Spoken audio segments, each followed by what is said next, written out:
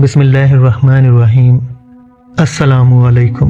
Urdu voice club میں آپ کو خوش آمدید کہتے ہیں۔ آج کا موضوع حابیل اور قابیل کا واقعہ۔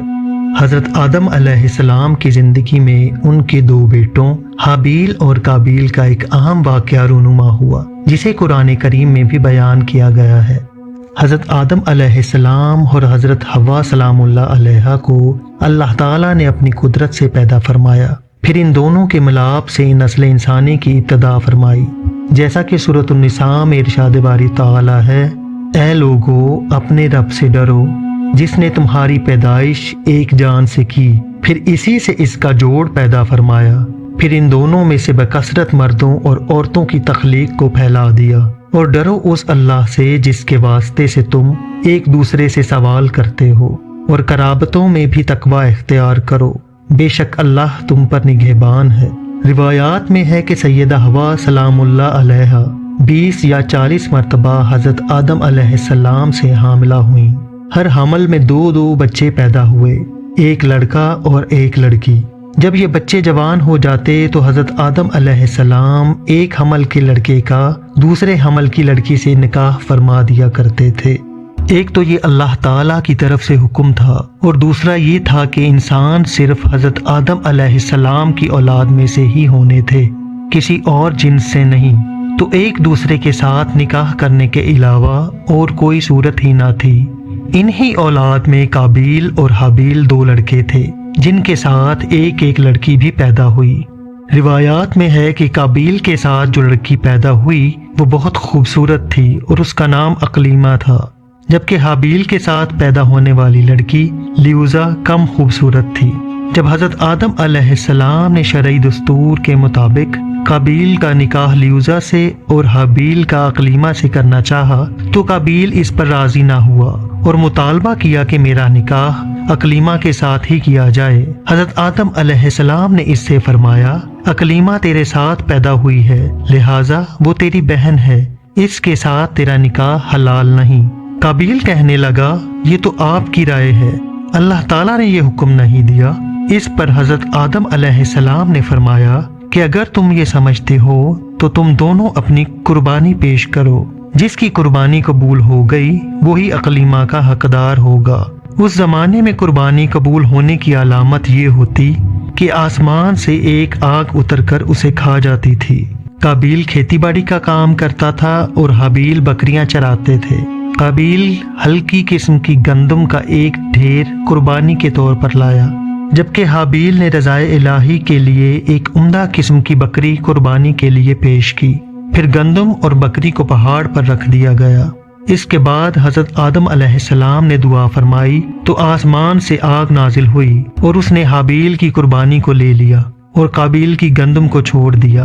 یوں حابیل کی قربانی قبول ہو گئی اور یہی اقلیمہ کے حقدار قرار پائے۔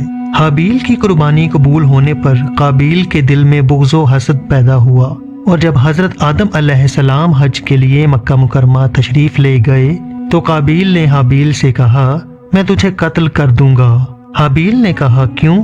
قابیل نے کہا: اس لیے کہ تیری قربانی مقبول ہوئی اور میری قبول نہ ہوئی، اور اس طرح تو اقلیمہ کا مستحق ٹھہرا، لیکن اس میں میری ذلت ہے۔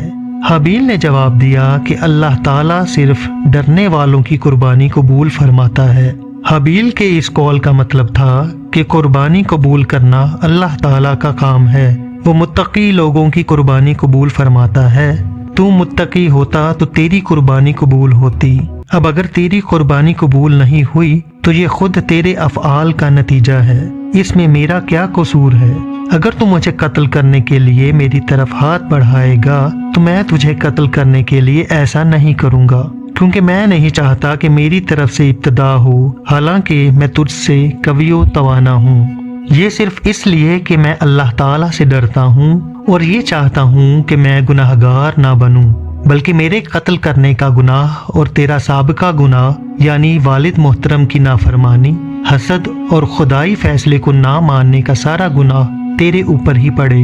قرآن کریم میں حکایت کا یہ حصہ ان الفاظ میں بیان کیا گیا ہے۔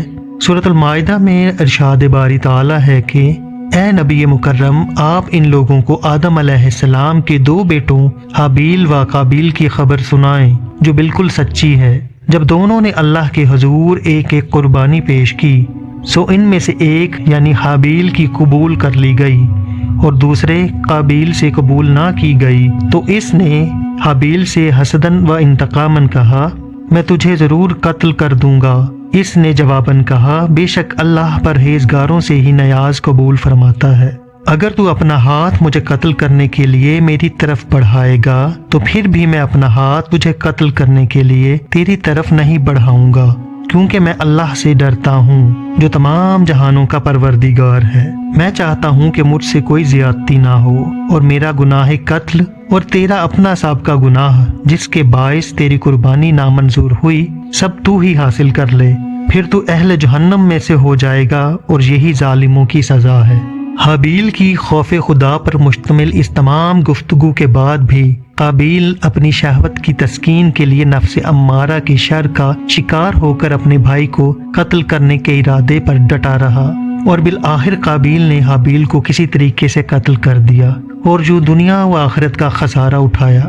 اس حوالے سے سورہ المائدہ میں ارشاد باری تعالیٰ ہے کہ پھر اس قابیل کے نفس نے اس کے لیے اپنے بھائی حابیل کا قتل آسان اور مرغوب کر دکھایا، سو اس نے اس کو قتل کر دیا، پس وہ نقصان اٹھانے والوں میں سے ہو گیا۔ حابیل کو قتل کرنے کے بعد قابیل حیران و پریشان ہوا کہ اب اس لاش کو کیا کرے، کیونکہ اس وقت تک کوئی انسان مرا ہی نہ تھا، چنانچہ ایک وقت تک وہ لاش کو پشت پر لادے پھرتا رہا۔ پھر جب اسے لاش چھپانے کا کوئی طریقہ سمجھ نہ آیا تو اللہ تعالیٰ نے انسانوں کی تدفین کا طریقہ سکھانے کے لیے ایک کوا بھیجا۔ ہوا یوں کہ 2 کوے آپس میں لڑے، ان میں سے ایک نے دوسرے کو مار ڈالا، پھر زندہ کوے نے اپنی چونچ اور پنجوں سے زمین کرید کر گڑھا کھودا، اس میں مرے ہوئے کوے کو ڈال کر مٹی سے دبا دیا۔ کوے کا واقعہ دیکھ کر قابیل کو شرم آئی کہ مجھے اس کوے جتنی بھی سمجھ نہ آئی کہ اپنے بھائی کی لاش چھپا لیتا۔ پھر قابیل نے بھی زمین کھود کر حابیل کی لاش کو دفن کر دیا۔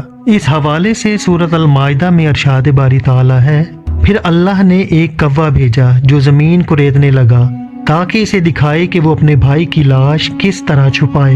یہ دیکھ کر اس نے کہا، ہائے افسوس، کیا میں اس کوے کی مانند بھی نہ ہو سکا کہ اپنے بھائی کی لاش چھپا دیتا، سو وہ پشیمان ہونے والوں میں سے ہو گیا۔